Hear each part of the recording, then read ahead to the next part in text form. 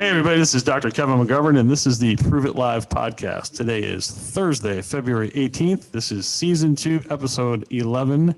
This is part 2 of our series of How Do You Know Your Child is Hurt? We can reach us each and every week at proveitlive.com. You can reach us by email at info@proveitlive.com. We are on most platforms, including Apple, Amazon, Spotify, and radio.com, or whatever that's called. So sit back and here we go. Mike Frary, you're up, buddy.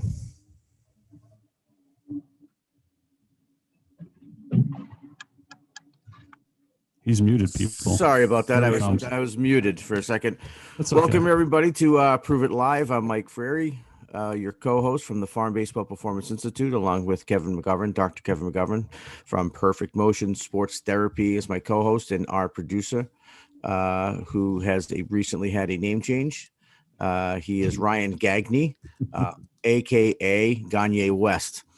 So to kick it off, top of the order, boys, to get right into it, it's spring training, right? Pitchers and catchers have arrived.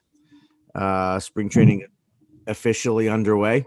And so I thought it'd be a cool idea in the vein of what we are talking about, not just today, but almost on every podcast, at least in some capacity, is obviously injuries and people coming back from injuries. So we have, and I'm going to have Ryan step in here for a second to get the actual numbers, but I want to see how many players, obviously, look, injuries are a big thing in baseball, specifically pitchers, Tommy John surgeries, rotator cuffs, labrums, etc. Tommy John being the most prevalent one. And it's not the underwear. Not the underwear, correct. And as we all know, it's an injury that's just like, it's not even, it doesn't really affect you anymore. Say so-and-so, needs Tommy John, he's got a torn UCL. And it's like, okay, well, just when's he going to be back, right? So it's not, is he going to come back? Is he going to be effective? It's when is he going to be back? Now, when I say people, pitchers, professional pitchers, big league pitchers are missing lots of time. Obviously teams are affected. They're right here in Boston, the Boston Red Sox are without their top starter, Chris Sale. We'll talk about when he's supposed to be coming back. But there are, pretty much every year, there's hopes to teams that have players coming back, be effective players, frontline players. And so this year, Ryan, how many people, let's start by asking, how many people are coming back from injury effectively, like some of the bigger names? What do we have? So coming back from injury, there's a ton really, but we have a list of like 14 impact players, people that are really projected to make an impact coming back from pretty big injuries in the off season. Who are they? So let's name some of them. So it's not us, Mike. Well, you mentioned Chris Sale, right? Yeah, Chris Sale. You got Luis Severino. You got Corey Kluber, Jameson Taylor. So these are, three of those guys are New York Yankees starting. Yeah, right. They're New York Yankees starting pitchers, right? That's crazy. Yeah, it's pretty crazy just from that rotation alone, what they have. Other big name pitchers, guys like Noah Syndergaard. There's Thor, exactly. So there's really a good amount. Even go back to the Yankees, you got an outfielder in Aaron Hicks, who's expected to make his return. The Red Sox have Chris Sale, who did undergo Tommy John surgery last season, and he's expected to come back, probably for the second half of 2021. So we'll kind of see how things shape up that way. Yeah, and that's short of any setbacks, right? There's always seems to be setbacks in these things, and we could probably half the list of New York Yankees. So we'll it should be noted, but those are some big names. Those are some really big names. So How about the money? I know. Let's take all those pitchers, right, and add up their contracts. What are we at? Like, what are we at? Like 300 million, 400 million out. Yeah. You know what I mean? Yep. I mean, Chris Sale's getting what, 25 million? And the crazy thing is, it's like just the cost of doing business now. I mean, teams are just the fan. The fan's the one that's gonna. The fan is the person who gets eventually punished in this because they have to raise ticket prices. They have to raise something, $5 a Coke, whatever it is, to pay for. I mean, some of these guys. I didn't even mention one of the biggest names money wise, and that's Steven Strasburg. He technically made a couple starts last year, but he was shut down and then underwent surgery in August for carpal tunnel neuritis. So, but some of this is these contracts are insured. There are companies that do that, and it technically is a workers' comp, but workers' comp isn't writing $1 million a week check or whatever these guys are getting. And my question is, since the original Tommy John, the actual guy, which I believe was sometime in 1974. Yep, he had surgery September 25th of 1974. 1974. When the first guy to do it, right? I'm assuming, as you can hear the sarcasm, I'm assuming the surgery is better. Some, 40 years later, whatever that is. Well, the recovery rate's definitely higher. Yeah. I mean, did they use anesthesia back then? So the surgery's better, right? The amount of sports medicine training, stuff that you guys do is better or more prevalent, right? But the injuries are worse. It's taking 2 years to come back from Tommy John. That's insane. Because they never fix the mechanic, which is the problem, which no one will deal with. It's the arm lag. It's you cannot leave that arm hanging behind you when you're whip. As you guys know, I'm kind of the Grim Reaper. I have picked a player since the first one I picked was Brian Wilson after the Giants was in the World Series. I forget what year that was. And I've picked from, Brian Wilson to Johan Santana to Francisco Liriano to Steven Strasburg, all the way up the list. And I have a name for this year. All right, drum roll. And that name is the $45 million man. I won't name him, but we know who that is. I don't want to be the Grim Reaper. I don't. Not gonna lie. So you cannot use these heavy balls. It's just the arm is not made to torque like that from behind you. It's just. All right, you're talking about Trevor. Not. Trevor Bauer. Yep. Okay. Yep. So that's interesting. So weighted balls, right? That's something I wanted to touch on today, right? Because, and look, there are a lot of these topics, right? A lot of these approaches to training, however you want to describe it, that are really divisive, and there's not a lot of gray, and we're seeing that on social media, Instagram, Twitter, all the time, right? Kevin, I know you see it. You get into the phrase sometimes. Like, there's these battles, and it's hard lines on either side. Not a lot in the middle. I'd like to think of myself in the middle a little bit because, as I mentioned earlier, we use weighted balls. Now, we don't use them all the time. And the other thing is we don't go above 7 ounces. So that's only 2 ounces. Baseball's 5 ounces. So, it's like a waterlogged baseball. Like a waterlogged baseball, right? But more importantly is, we use them. Our goal is to have the kids using them properly, where they're throwing downhill with them, right, and with gravity, and that's the only time their arms actually moving. But we know that these things they're used, they go up to, like, I think I've seen videos with 2-pound balls.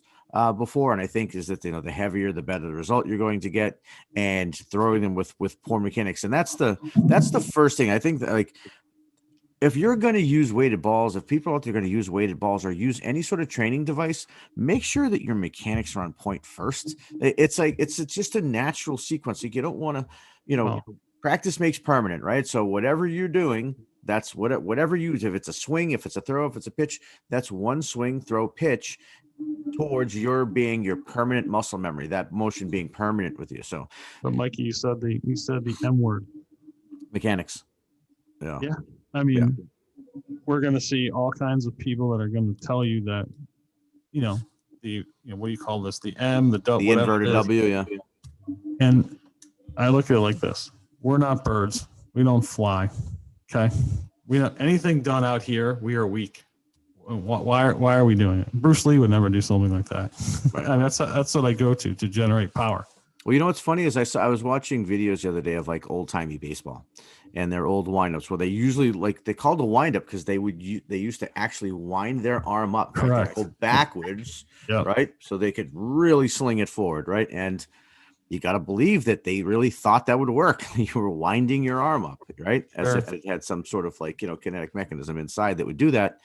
And the feeling of like rearing back, and you hear that a long time too, like rear back, reach back. Oh yeah, right? Reach back, rear back. And the farther back you get, the more I think potential energy they think they're building. They think they're building. Right, but they're disconnecting their arm. They're just basically disconnecting the steering wheel from the motor. Right. I mean, to me, someone still has to answer that question. Someone has to answer the fact that we can ask our producer off the top of my head when I give talks about this. Tommy John came back. He missed a year. He came back the following year and threw 254 innings and pitched till he was like 47 years old. Through 207 innings this following year. 207.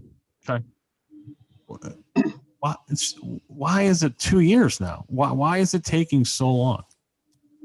And with all the alleged improvements in training, it should be half that time. Okay? So let me to play devil's advocate here. Is it possible that it's guys like Tommy John were a little bit more, they're a little, I don't know, maybe tougher, but I don't even want to put it like that because it's not on the player. Sometimes it's on the organization, but now they want to make sure you're like 100% like nothing ever happened. Maybe they thought through a little bit more then. I don't know. That could be. I mean, there's obviously there's a ton of money involved in this, but I've talked to major league players, these guys are, when they do these physicals, I mean, you mean to tell me the Red Sox didn't know Chris Sale was hurt? Yeah, I know. And you signed him to that deal. Mm-hmm. I mean, I've been told by a few major league players that the physical is like, X-ray, maybe an MRI, bend over, cough, like there's no looking at movement. And you'll see these guys, when the Mets signed Johan Santana, I'm like, oh, that's a bust because he was hurt. You can tell. And they signed him, and he passed the physical. Well, what physical did he pass? I mean, what all these studies on mechanics, it's getting worse. I mean, the incidence of youth Tommy John surgery is through the roof. That's the most amazing one. Yeah, that's an amazing one. Because you have these adolescent kids who can barely walk and chew gum at the same time. They're not outside playing. Seriously, I mean, there's no recreation. No one goes to the park anymore. Everything is just organized. These kids don't learn how to move. I watch them on, YouTube or whatever, throwing these weighted balls, doing some sort of somersault, their shoulder blades winging all over the place. And I'm like, this kid's going to get hurt. He's going to get hurt.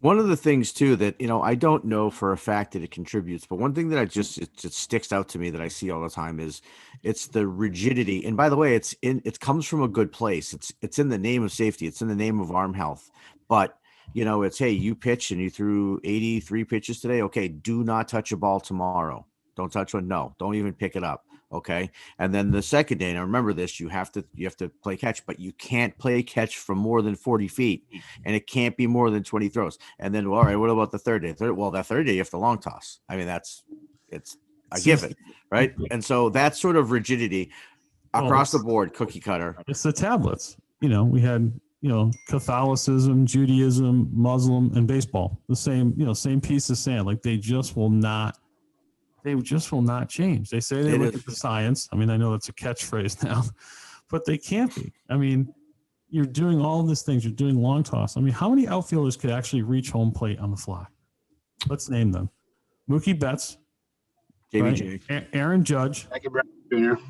If Aaron Judge or Giancarlo Stanton throw the ball, there's a good chance that they're going to get injured. I mean, they're fragile.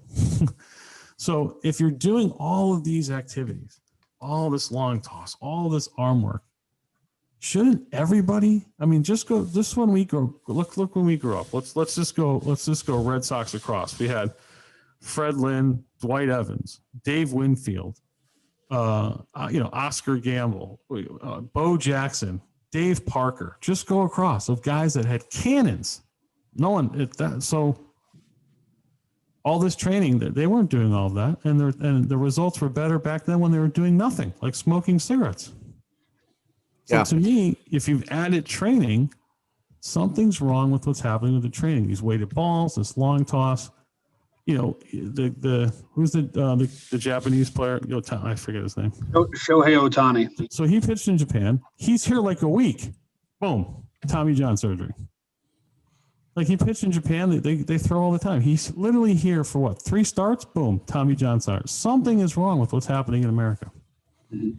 Yeah, no, for sure. And I think a lot of it is the advancement sort of in strength training. So people, they are bigger, they are stronger, they are faster, right? They are creating more arm whip. They're putting more stress on the elbow when they throw. So I think that's definitely a part of it. The one that alarms me the most is the youth, because it's not even a question that these injuries are increasing. The question's why. Ryan, I know I asked you to pull it up earlier. So Tommy John surgeries, right? How many Tommy John surgeries? I know you had the total, right? What's the total between 1974 and now? In Major League Baseball players from 1974 to today, Major Leagues, Major League players, 502 players have had Tommy John surgery. All right, which averages to just under 11 a year. Correct. And how many do we have this year? 29. 29. Triple what the average should be. Okay. Yep. And so what is it? What gives? And a lot of this is these frontline guys. It's guys that, have absolute, rockets for arms. Look what's happening. The innings are less, right? They're throwing less innings, right? Right. Which is twice to the lineup. They're out. Which is what I was trying to say, which is it seems to me, and this is with the rigidity of don't throw, don't touch a ball, whatever, because people say, well, kids pitch too much. People pitch too much. Maybe that doesn't include that doesn't jive with why major leaguers are getting injured. Okay. And you could say, well, it's this is the straw that broke the camel's back. They threw too much when they were kids. Okay. Maybe. But in my opinion, they're not pitching too much. They're pitching too much and not throwing enough. They're not throwing. Right. I mean, we were, in our generation, we were throwing all the time. It was something. It was a rock. It was a football. It was whatever, How many games of wiffle ball? I mean, constantly, right? Yeah. Right. Wiffle ball, stick ball. Kids aren't playing, dude. We can go by, obviously we can't go a park now with 1.5 feet of snow on the ground. We can go by any park in the middle of June and there's no one on it. There's no pickup games. There's no basketball games. There's nothing. We would use this opportunity to go out and lay lumber into each other in football, right? Absolutely. Just like snow on the ground. You're like, oh, you got hurt when you hit the ground, not when you smash each other's heads together. Not to mention though, like one thing that you're not taking into fact here with the snow. So when we play baseball, we warm up, right? You go out there, you stretch, you throw. In a snowstorm like this, you go out there, you make snowballs, and you throw them as hard as you possibly can without a warm up, no warm up. That's what you did, and you're throwing 100 of them, right? Yeah. And when you're a kid, you're supposed to be malleable, right? I mean, you're still growing. Your bones aren't, just beaten down and worn out like, when you get older and, dry. So, you're supposed to be able to withstand that stuff more when you're a kid as well. And I think, we did. And, but yeah, that's a good point, Ryan, is, throwing snowballs. That's it. There's no warm up. We didn't, no dynamic, no static, just snowball and as hard as you can towards your friend's face. Right. In the face. Yeah. Yep. But I wanted to bring up a kind of a public service announcement. So I'm working with this 16-year-old catcher, working on getting, like I say, cutting out frames of his of his movement to get his pop time better in his movement. And he referred me a pitcher, and the pitcher had pain in his elbow, and the catcher kid just asked me. So he asked me about him. I'm like, well, he probably has some sort of partial tear to his elbow. He's like, what do you mean? I'm like, well, dude, your elbow's not supposed to hurt. If it hurts, that's telling that something is wrong. Now, is it 1.5% torn? Is it 50% torn? As we heard a couple of weeks ago from Ben Bills, 75% torn. We don't know, but pain is an indicator. When we have pain in your joint, your ankle, your elbow, your shoulder, you are injured. You need to seek medical attention. If your butt hurts, your back is stiff, your hamstrings are sore, too bad, suck it up. But when you have pain in a joint, it needs medical attention now. That's a great point. So could you tell everybody a little bit, Kevin? So how does a kid know, right? So we get questions all the time. I'll give it, the kids are really hypersensitive to this stuff, right? Which is a good and a bad thing, I think. Probably mostly good is that they're speaking up. There was a little time, we don't want to get into this, but where they just wouldn't tell anybody. It was almost like it was a bad thing. Yeah, it was like a bad thing if they got hurt. Yeah, the Omerta. So now, but it's almost the pendulum is shifted, and and now they're hypersensitive. So we get kids asking, so coach, hey, my arm's sore, where does it hurt? Right, where you hurt? And they'll point to like a biceps muscle, or the bicep muscle, or whatever, the tricep, but sometimes it's down near the elbow. So how can a kid tell? Can a kid tell if it's joint versus muscle? That's a great question. And like self-exam, really, I mean, I would go with my thumb and I would put it on my medial UCL and press. And I press on both sides. And if the side that I'm throwing on is sore right at the, the juncture where you can feel the tendon in the bone, you're hurt. You're hurt. Okay. That's a good, like you press here, it's like, okay, your shoulder blade, your lats, but you have point tenderness, you press your shoulder, your bicep, your elbow.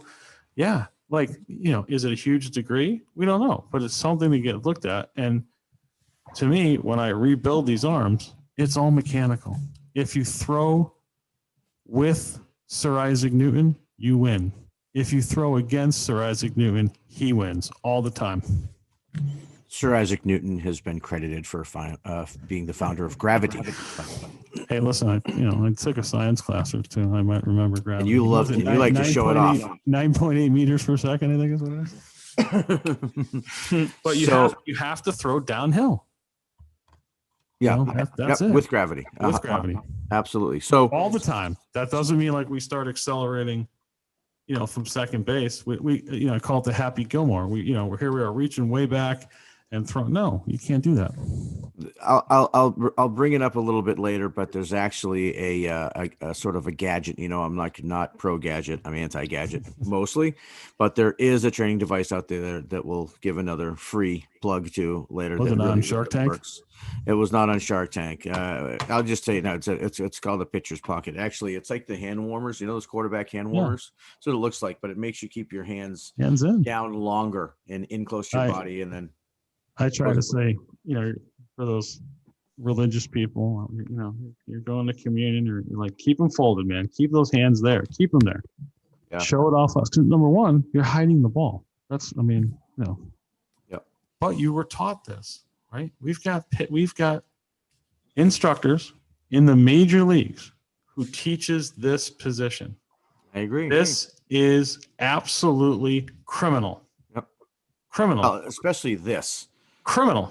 Yeah. If you took a moving MRI and X-ray, you are shoulder. So people have. I'm out like a bird. I'm in a T position. Just put your arms out there and leave them there for like 10 seconds, and you got to put them down. I taught it. Why would you move? Why would you start anything from that position? A position where you are in a mechanical disadvantage. Yeah. Well, I think one of the big things that we know, and I know through you, but I don't think And I don't know why you're the only one that really seems to talk about, at least in my, experience. That's because I talk over you. It's like nobody is aware of like how bad trap activation is. Involving your trapezius muscles. No one. I have only heard that from you. I heard it from you 20 years ago, and I only hear it from you now. So I don't know why that isn't taught more. Right? I mean, that's a really easy thing to work on. That can really save a lot of arms. Listen, we all were in the same kinesiology class. Let me just tell you a story. One day we'll get this guy on as a guest. Jeff Getz, look him up. 1997. I believe he was the 7th pick overall left-handed pitcher. G-O-E-T-Z? Yeah, G-E-O-T-Z. Geoff Goetz. Okay. Traded to the Marlins in the Mike Piazza deal.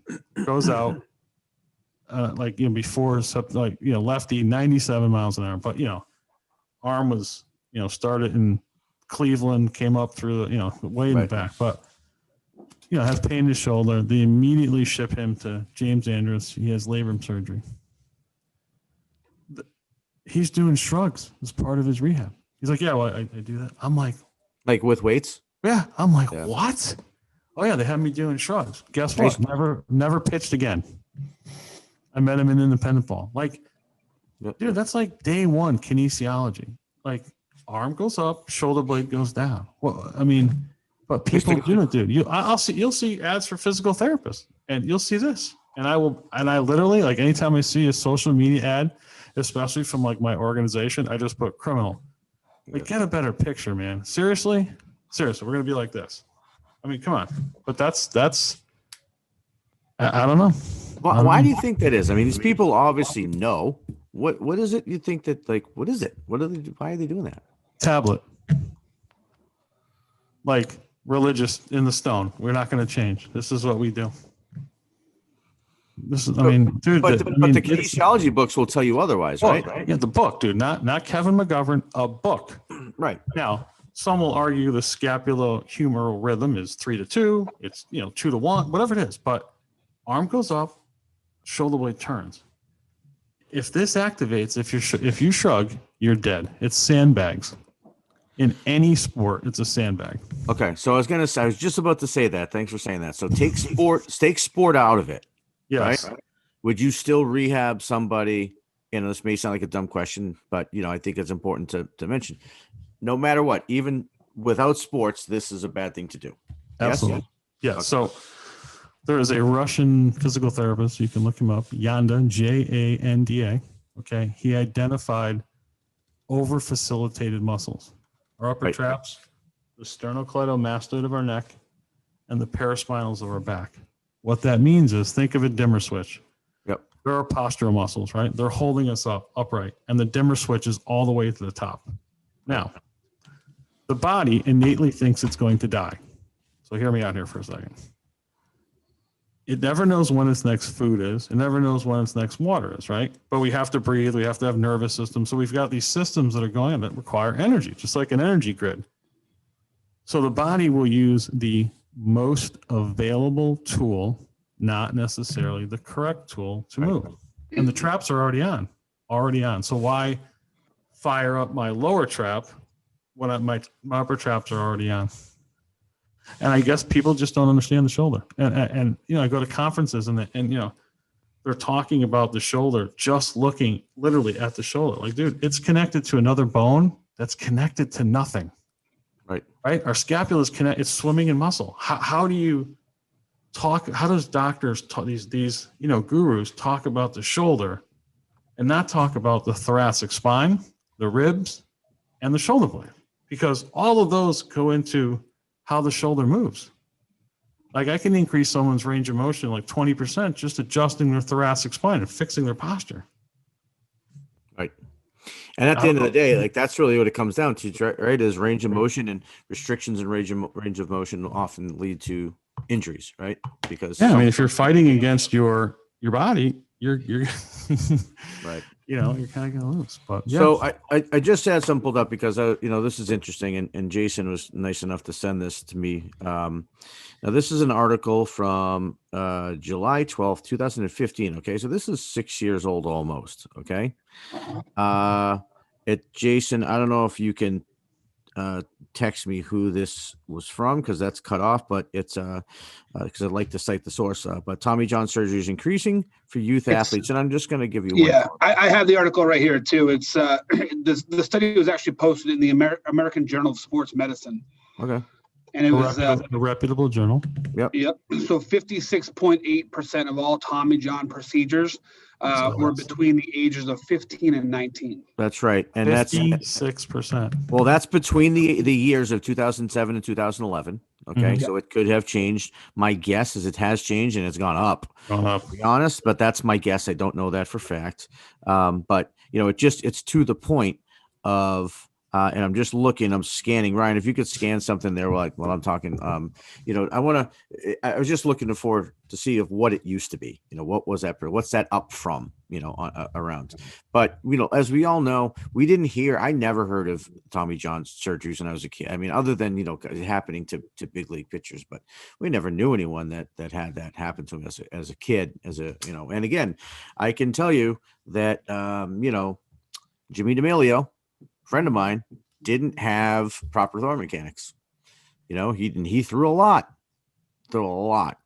So but nothing, no injuries, no nothing. And so I think to walk it back a little bit and get into the idea of that, where I know people are trying. We're trying as a sport. I think as a society, we're trying, but it's not working. Like we have to fix.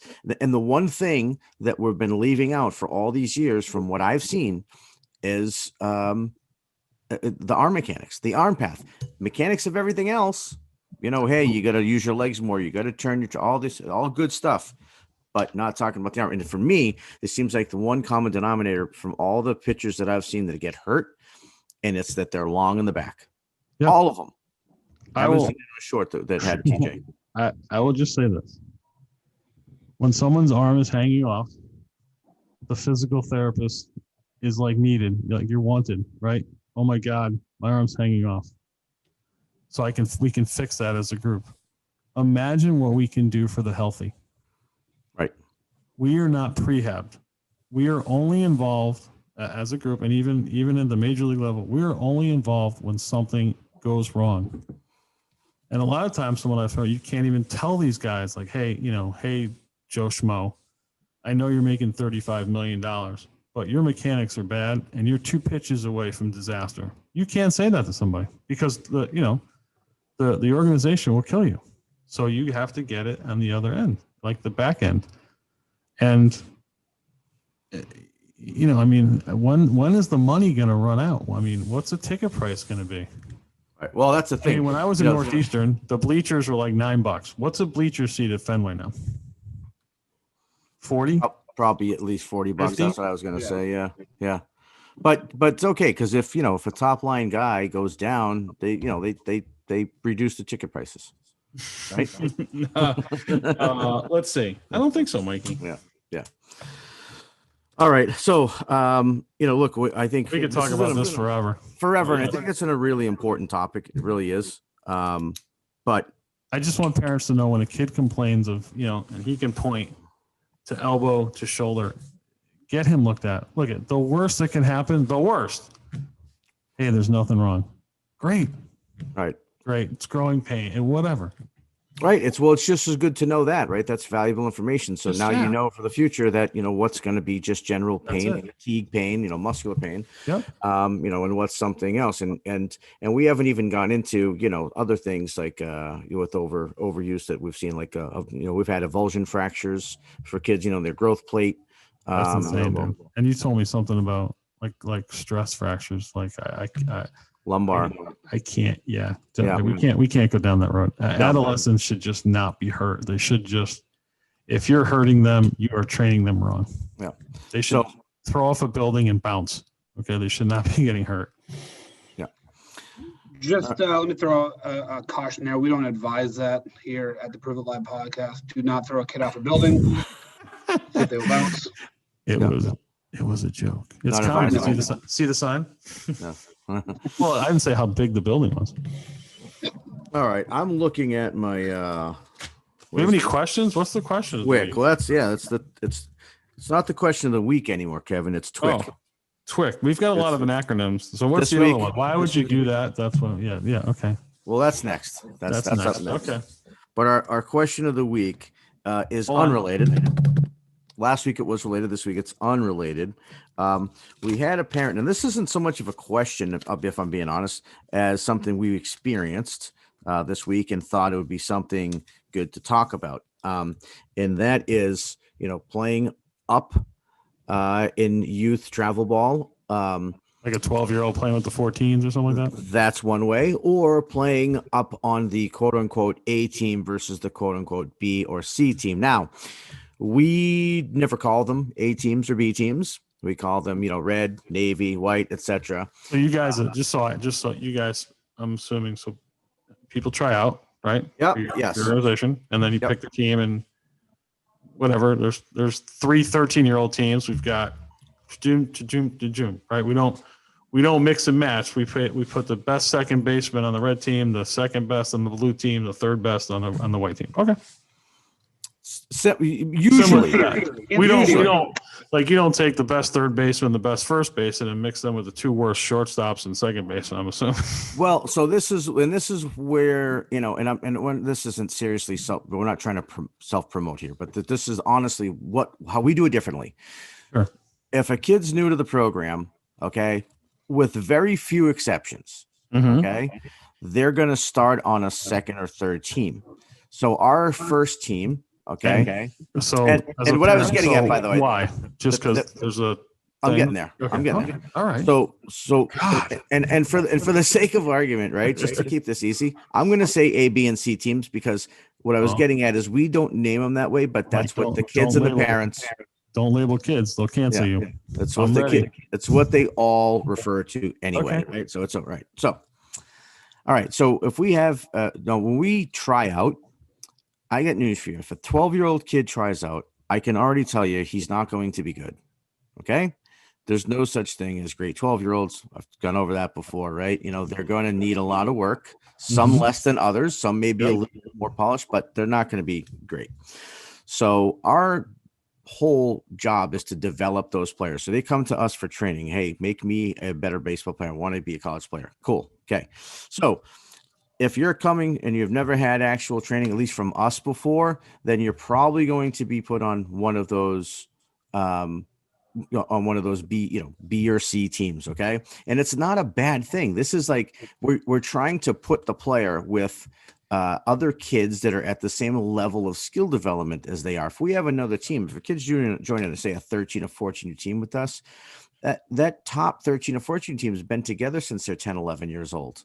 So they've got years of training and development. They understand the lingo. They understand, like, they may be further along they are further along in their development than someone new just walking in will be. So we're trying to put these kids with the appropriate, sort of training partners. Number one. Number two, our program's developmental. We don't care about wins and losses until the kids get to 16, 17 years old. Okay. And there's a whole explanation for that we don't even need to get into. But until that time, we don't care. We want you, basically, it's practical application. We want you working on the skills that you learned all winter long and apply them at game speed, apply them into game, because it's not easy to do. You can train a kid all winter long and you get out there and the first real pitch he sees, all those old muscle memories come back. Because why? Well, because that kid has taken thousands and thousands of swings before we ever met him. We're not going to just change a swing that fast. It's not going to happen. Not the muscle memory. Okay. So so that's where, go ahead, jump in. Oh no! So and so let me just throw this here. So when I was 12, I Yep. was 5'10". Right. Where do I go? Like I was like like a grown dude at that point. Yes, honestly, same I have thing. no idea how good I was, but I thought Yeah. I was good. You would have gone, and that's the thing. We have players who are capable enough in their ability to perform, right, to play Yep. baseball on the B and C quote unquote teams. We have kids on those teams who are able to play on the A team ability wise, but it's not going to benefit them. They're going to Gotcha. be behind the other kids in terms of their training, etc. But they may be bigger, they may be stronger, maybe they're just a better athlete, right? Sure. And they get by on athleticism at that age, with tons of kids do, right? Tons of kids get by, but in the long run, it's not going to be for their benefit. Now, excuse me, what are the exceptions? The exceptions are, number one, if we have an open spot on that quote unquote A team, on the top team, we'll fill that spot first. That's what we'll do. We'll fill that spot first. But again, we're not taking 30 kids and saying, okay, well, this one's the one's going to take that spot. It's kind of first come, first serve. Now, the kid has to be able to fit in on that team. Like I said, perform. But that's when, and I can tell you, those usually are filled in by kids that have already been doing lessons with us. So they're still in the program in some facet, right? But they know our lingo, our terminology, all right. that stuff. Exactly. The other exception or exceptions are when, at the older age, like a 14U team to 15U team is a good example. So at 14U, you'll see, you have a mix. You have kids who are most of them are in 8th grade at 14U, but you'll have a couple high school freshmen, right? You see other programs where they intentionally do it the other way. They're almost all freshmen and they have a couple 8th graders. But if you're a freshman in high school and you're good enough to play up at 15U, you should play up at 15U. And the number one reason, all right, that has nothing to do with anyone's opinion, is the simple fact that their high school season is going to be in the spring. 14U plays in the spring. 15U plays in the summer after high school, right? Designed that way on purpose. So that's the first reason it makes sense. And second, you want to be with your graduating class. Once you get to, 16U, 17, even 15, 16, 17, once you're in high school, you want to be with other kids who are graduating the same year because of the recruiting process for college. So there are times that it makes sense. But I can tell you that, and a lot of this is just, unfortunately, just status, Kevin. It's like, Sure. dads that just, want to think their kid's on the A team. And, Sure. Now let me ask you guys a question.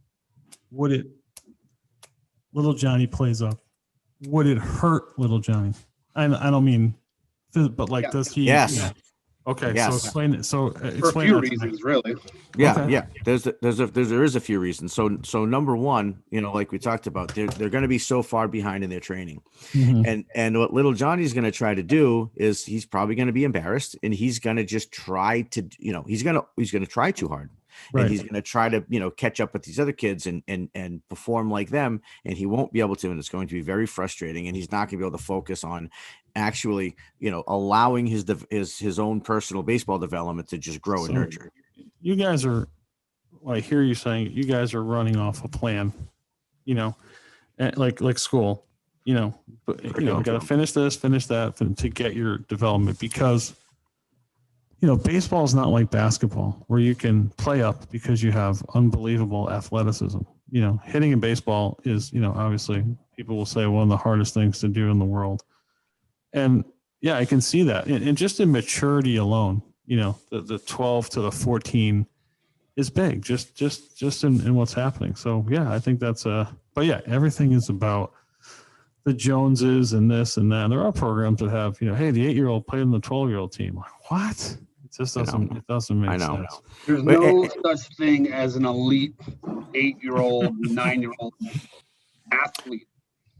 I had some guy come in my office player. and say, athlete, we'll say, but baseball player. There's no elite 8-year-old baseball player. I agree, but there may be some local sneaker companies that rank people 8, 9, 10 years old. Well, but you know what? In their defense, that's not that. That's because that's what people want, and that's the thing. Right. It's unfortunate that. And obviously it's not all parents, and we're fortunate with our program. We have a lot of like parents who get it and they're great. It's unfortunate that parents, because it's almost always the parents that care about that status. What do you care? Why do you care that your kid's on a 12U or 11U B team? If he even is a B team, who cares?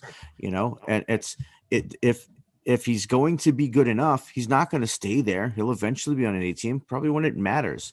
So yeah, that's the unfortunate part, but it's oftentimes what, that it's like, they have to have their kid on that top team. Here's the question for you guys. How do you handle it? So how do you handle saying no? So delicately, first of all. Right? Because here I am. Little Johnny should be in the whatever elite, Right. and you're going to say no. Yeah, and so there's And a Mr. difference. Little Johnny's going to be like, why? There's a few Well, different. Hold on a second. There's a few different parents here. There's a few different types of approaches to this. There's the parent who says, "Hey, so what do you think? Do you think you can? I kind of want to see how he measures up against those guys, and can you tell me what you think?" And blah blah blah. And it's like, dude, you're asking the wrong questions. How he measures up against 11-year-old kids, 12-year-old kids, 13-year-old kids. What are we talking about? What do you mean? He hasn't developed at all yet. I can tell you before looking, he's not going to measure up well. Okay, measure up, and as if that's should have any level of import whatsoever, right? So that's the first thing. The second one is the one that really believes, say, my kid's a stud, he should be up playing. That you hear a lot. He's going to get better by playing against better competition. Maybe. Yeah, Maybe. if he's mechanically sound, he will. If he's not, it's literally going to have an adverse. It's going to have the opposite effect. He's going to continue to develop poor habits, trying to catch up to pitches that he has no right, playing against, right, in terms of velocity. Because real quick, this is my in parentheses here. Hitting a fastball is a math equation. You have to generate X amount of bat speed. I love this. X amount of pitches, right? I love And this. and if you're not using your legs and your core, Yep. you're not going to do that. You're not going to catch up to it. So, you got this kid just playing against the better competition. He's constantly reinforcing his bad swing over and over and over again. Next thing you know, he's 15. Why isn't Johnny making the freshman team? Can you please fix him? We maybe can fix him, but it's a little bit tough at that point at 15 years old, and we probably won't have time to fix him before he's looking at JV his junior year. So anyway, so that's that's how we tell them, is really just by educating them and talking about it, like, frankly, but really, because look, a lot of them just maybe don't think of that, right? They don't grasp it. Or there's so many people who think, what's so hard about it? You pick up a bat and you swing at a ball, right? You catch it, you throw it, right? It looks like a simple sport.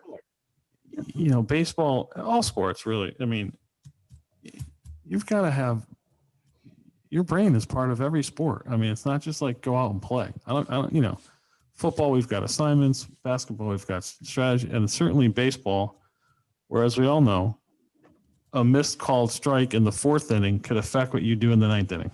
I mean, correct. And getting that maturity takes a while. I mean, as you guys know, we'll have college kids that have played for me that don't even know how to keep score. What? Right. Right. What? Here's the book. Oh, I don't know what to do with that. What? It's a foreign language to them at that point. Yes. What about charting pitches? Huh? So Not a yeah, chance. I mean, it's an education. All right. So what's our why would you do that? All right. Yep. So our last segment of the week, in the end of the show. Now is this what you showed me about the catching hurdle? Why would you do that? So A plastic hurdle behind her, right? correct. So this is a video of a youth softball catcher. She's, I believe, 14 or 15, if you believe the comment section, and she's working with a coach. And this coach is off to her right side. She's a right-handed catcher. She's got a bow net about, 60, 70 feet in front of her. And the coach is. Do you have the video pulled up? Because I have it if we need it. I'll share it. Hold on. You can share your screen. Hold on. Let me. I'm also describing it because not everyone's going to watch, but some will listen. Sure. Of Okay, course. buddy. You can share your screen, Ryan. All right. So while you're pulling This is fantastic. it is. Can we do So- like the circus music? Dun, dun, dun, dun, dun, dun, dun. I probably got that wrong, right? Like I got the other chicken dance wrong. No, that one was right. You nailed it. Attaboy. 1 second here. So while Ryan's looking it up, So again, everything you do, we'll go back to this. Every drill should have a purpose and a result, right? What's the purpose? What's the desired result? And when this gets pulled up, I don't know either. okay, Here we go.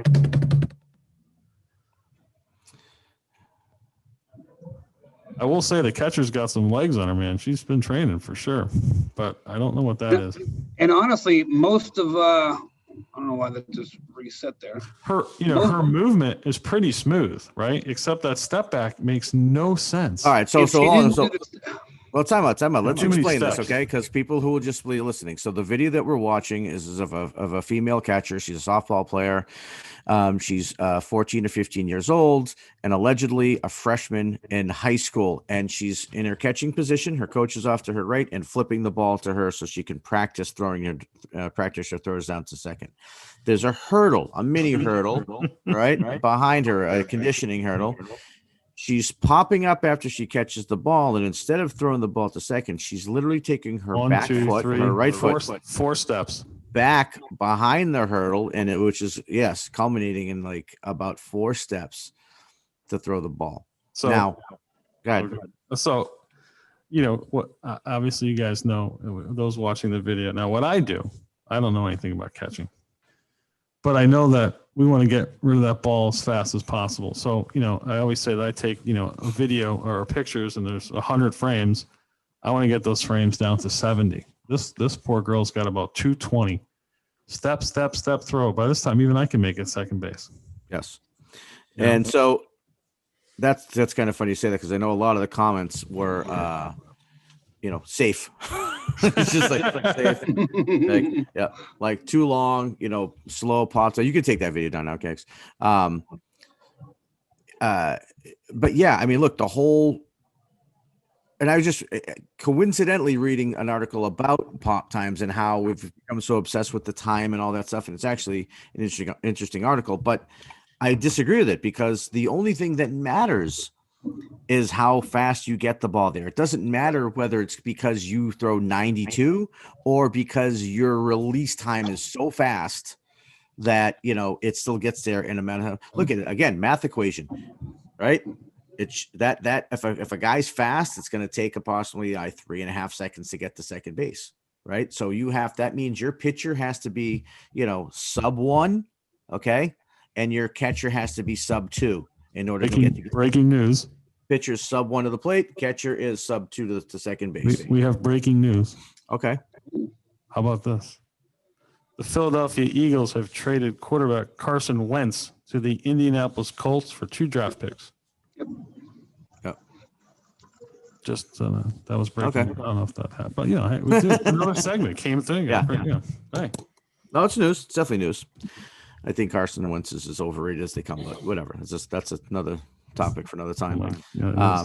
So what I was saying is that it is a math equation again, and a lot of baseball is it's like I said, movement's math, buddy. Now, right now I was talking about baseball, right? So I know the catcher was a softball player here, so I don't want anyone to be confused. The time that I was just using as an example for baseball, if it takes 3.5 seconds to get to second, right, or you call it 3, right, then your pitcher has to be less than a second to the plate, catcher has to be less than 2 seconds.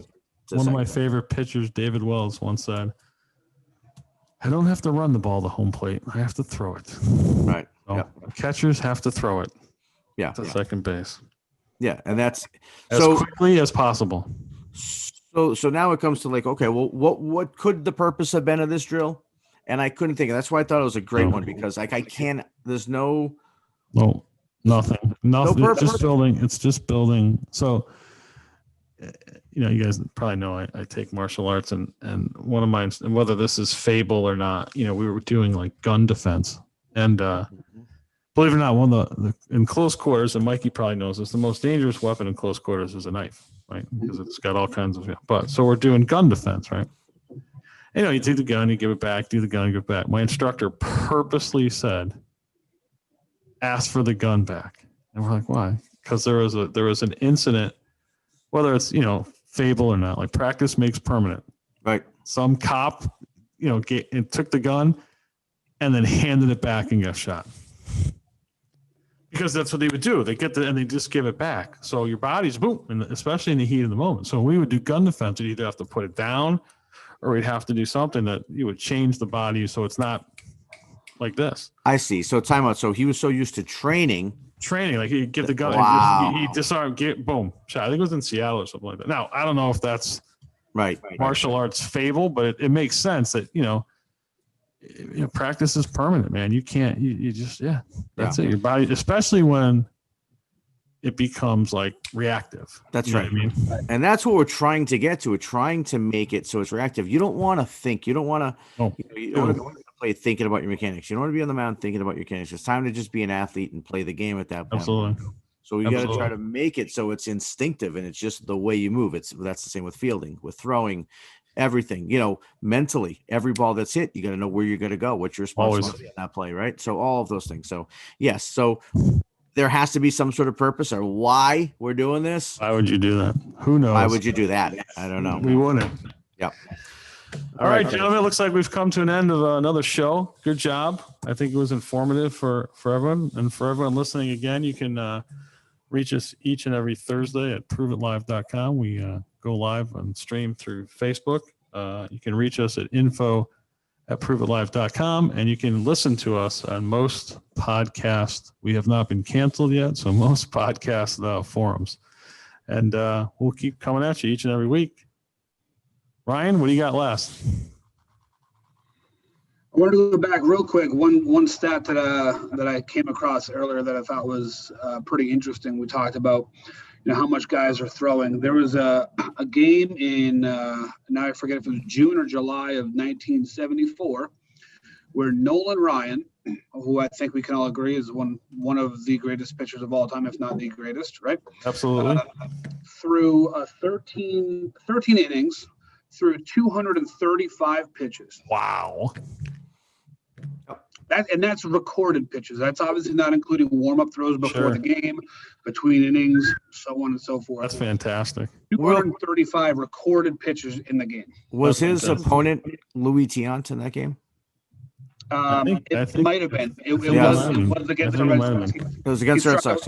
Yeah. He struck out Yeah. 19 Red Sox players in 13 innings. That's right. That's And fantastic. Tian had 13 strikeouts, and he threw, I believe, over 200 or just right around 200 pitches as well, because neither pitcher came out. That's Yeah. fantastic. Different Wild. time, different day. Yeah. All right. Mikey, what do you got? To our point of the show today, and I said it before, but I want to keep driving this home. Make sure you know why you're doing something when it comes to training, when it comes to lifting, anything to do with what their skill in the sport of baseball or softball. Make sure you know why. If you don't know why, ask. I love it. All right. And I'll leave you with this. Pain in the joint is bad. Get it checked out. It was bad. Worst that could happen is you paid a copay. That's it. All right,